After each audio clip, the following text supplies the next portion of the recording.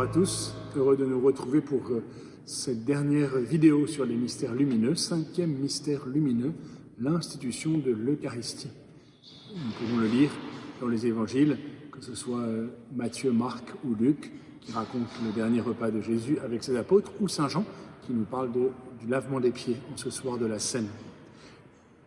Ce mystère de l'institution de l'Eucharistie a pris une place peut-être plus forte encore dans notre vie depuis ces semaines de confinement où la soif de l'Eucharistie, la douleur de ne pas pouvoir communier au corps et au sang du Seigneur, de ne pas pouvoir se rassembler comme corps du Christ vivant, a été aussi vécue particulièrement douloureusement. Et nous sommes heureux de pouvoir le faire à nouveau. Et nous avons aussi pu constater combien l'Eucharistie était la source de notre mission et en particulier de la charité envers les plus pauvres. Je suis très frappé que ici à Saint-Louis-en-l'Île, depuis des semaines maintenant, l'adoration eucharistique connaisse un regain de ferveur et attire de plus en plus de fidèles, et que le service des plus vulnérables, des personnes de la rue, des personnes seules ou isolées, se soit aussi mis davantage à grandir pendant ces semaines de confinement, à travers Hiver Solidaire, à travers les veilleurs, les maraudes et d'autres actes de charité, souvent cachés, secrets, mais ô combien féconds. Nous voulons méditer sur ce mystère lumineux en ce temps de l'Avent. Les bougies de l'Avent sont allumées dans cette couronne pour contempler Jésus comme étant le pain de vie. La multiplication des pains nous a été donnée comme évangile il y a quelques jours pour nous préparer à accueillir Jésus dans cette mangeoire. Jésus est le pain qui nourrit, qui guérit et qui nourrit. Celui que nous attendons pour la nuit de Noël, c'est le pain de vie. Il est déposé dans cette mangeoire par Marie, sa mère, et nous voulons nous aussi être nourrissants, être une nourriture pour nos frères. Ce petit enfant devient une nourriture. Il est le Verbe fait chair qui vient nourrir notre chair et nous faire de nous des paroles vivantes pour nos frères. Et puis, nous voulons entendre ces deux paroles de l'Eucharistie qui nous aident aussi pour ce temps de l'Avent. Ceci est mon corps livré pour vous.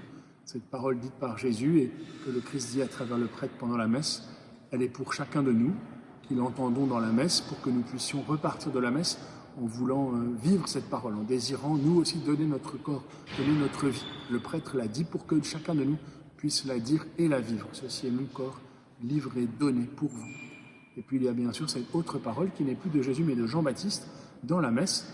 À ce moment-là, le prêtre ne parle plus au nom de Jésus, ou plutôt Jésus ne parle plus, ce n'est plus Jésus lui-même qui parle, c'est Jean-Baptiste. Le prêtre parle au nom de Jean-Baptiste.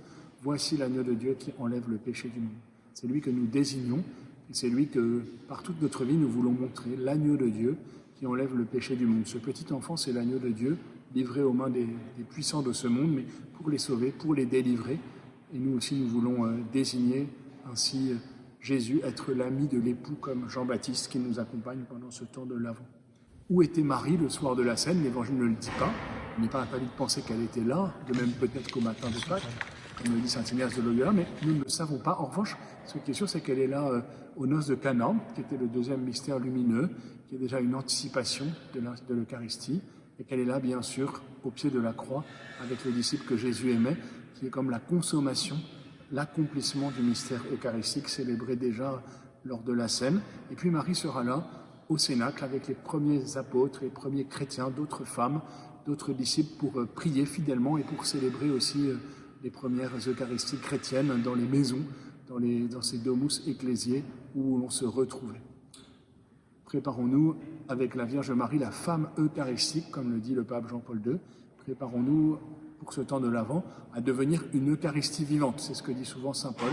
Devenez Eucharistie. Rendez grâce, littéralement, soyez eucharistiés pour entraîner avec vous le monde dans cette action de grâce pour tout ce que Dieu accomplit. À bientôt pour d'autres mystères du rosaire que nous aurons l'occasion de méditer ensemble.